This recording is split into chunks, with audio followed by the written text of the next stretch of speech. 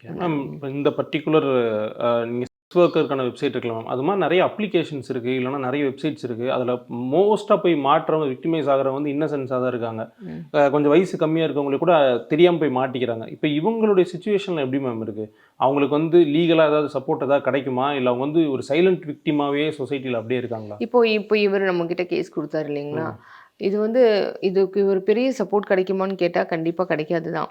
ம். ஏன்னா, இது பண்றதே ஒரு ஒரு ஒரு நல்ல ஒரு டீசென்ட்டான ஒரு வேலையோ, நம்ம ஒரு ஒரு இன்வெஸ்ட்மெண்ட்லயே வந்து நெறைய விதம் இருக்கு இல்லைங்களா? சோசியலி இத அப்படி ஆமா, பார்க்கறது இல்ல. ஆமா. இது வந்து நான் அந்த பையன்ட்டயே ம். சொன்ன ஒரு அட்வைஸ் என்னன்னா, அந்த கேஸ் எனக்கு கேட்கவே வந்து ஆக்சுவலா புடிக்கல. ம். இப்போ ஒரு ஒரு ஒரு ஒரு குறிப்பிட்ட வயசு இருக்கிற பையனுக்கு அவ்ளோ அந்த பணத்து மேல என்ன ஆசை? ம். அ ரொம்ப சம்பாரிக்கணும் அப்டின்னா, இன்னைக்கு வந்து நம்ம நியாயமா உழைச்சு சம்பாரிக்கிறதுக்கே ரொம்ப ஹார்ட் ஒர்க் பண்ணி சம்பாரிச்சாலே நெறைய சம்பாரிக்கிறதுக்கு நெறைய சான்சஸ் இருக்கு. ம். ஸோ இந்த மாரி குறுக்கு வழி, இந்த மாரி தப்பான வழி ம். அப்படி இது பண்ணும்போது, அதுக்கு அவங்களுக்கு ஒரு பனிஷ்மென்ட் மாரி இந்த மாரி ஒரு ஏமாற்றம் கிடைக்க தான் செய்யும்.